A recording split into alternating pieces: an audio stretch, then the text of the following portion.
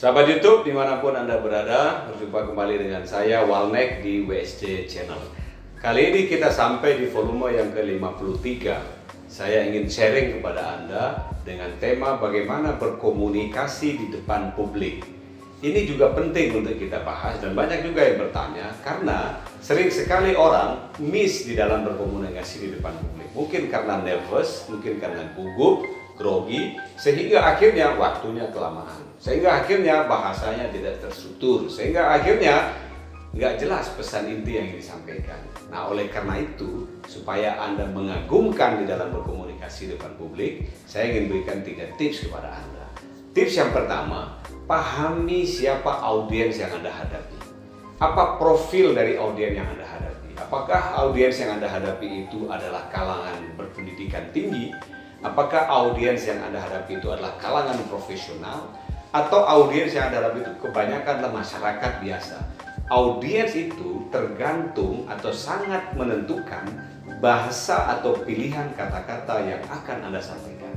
Jadi ketika Anda paham dengan audiens yang Anda hadapi, Anda harus menyesuaikan kalimat bahasa yang kata-kata yang akan Anda sampaikan kepada mereka. Untuk apa? Agar mereka bisa menangkap dengan baik pesan yang ingin Anda sampaikan dalam berkomunikasi. Jadi yang pertama, pahami siapa audiens dan sesuaikan bahasa dan kata-kata Anda dengan audiens yang Anda hadapi. Yang kedua, paling tidak ada 3 sistematika basic dalam berkomunikasi yang harus Anda sampaikan. Kalimat demi kalimat yang keluar dari mulut Anda itu harus sistematis, dan sistematikanya untuk menyampaikan sebuah pesan paling tidak ada 3 hal basic. Yang pertama, mengapa pesan itu harus disampaikan. Orang sering sebutnya background. Jadi sampaikan mengapa saya harus mengatakan ini. Jika Anda ingin menyampaikan pesan misalnya hati-hati terhadap bahaya kebakaran, tentu Anda mulai dengan mengapanya. Itulah banyak sekali terjadi kebakaran dewasa ini. Kebakaran gampang terjadi, banyak sekali keteledoran. Nah, itu mengapanya. Lalu yang kedua, susul dengan apa, tujuan atau hal inti yang ingin Anda sampaikan. Dari tadi mengapa, Anda masuk dengan tujuan daripada yang ingin Anda sampaikan atau apa yang ingin Anda sampaikan. Cerita tentang kebakaran tadi yang ingin saya sampaikan adalah hendaknya kita menghindari cara-cara yang tadi saya ceritakan. Kita harus berhati-hati terhadap bahaya kebakaran. Kita harus mencegah kebakaran itu terjadi. Nah, yang ketiga sistematikanya adalah bagaimana untuk melakukan itu. Jadi mengapa itu terjadi atau mengapa saya perlu bicara di depan Anda, apa yang ingin saya bicarakan kepada Anda, dan bagaimana cara kita untuk melakukan hal yang ingin saya bicarakan ini. Kalau topiknya adalah kebakaran tadi, bagaimana caranya? Ya kita sering-sering untuk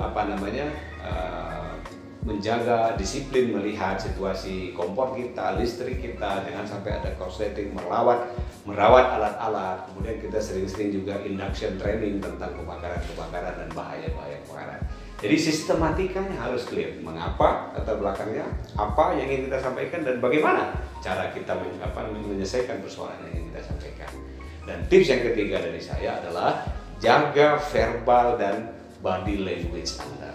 Bahasa tubuh dan ucapan, intonasi, verbal Anda ini itu penting sekali. Jika Anda ingin memotivasi orang, ya jangan sampaikan pesan dengan lambat sekali, dengan bahasa tubuh yang dingin, yang tidak berapi-api. Kalau motivasi, ya kita harus memberikan keyakinan yang berapi-api. Jika Anda ingin menyampaikan berita kesedihan, tentu bahasa tubuh Anda adalah bahasa tubuh berempati, bersimpati dengan situasi itu.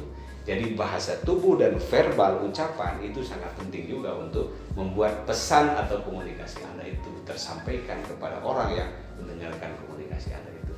Sekali lagi, jangan lupa, di balik kesulitan pasti ada kemudahan.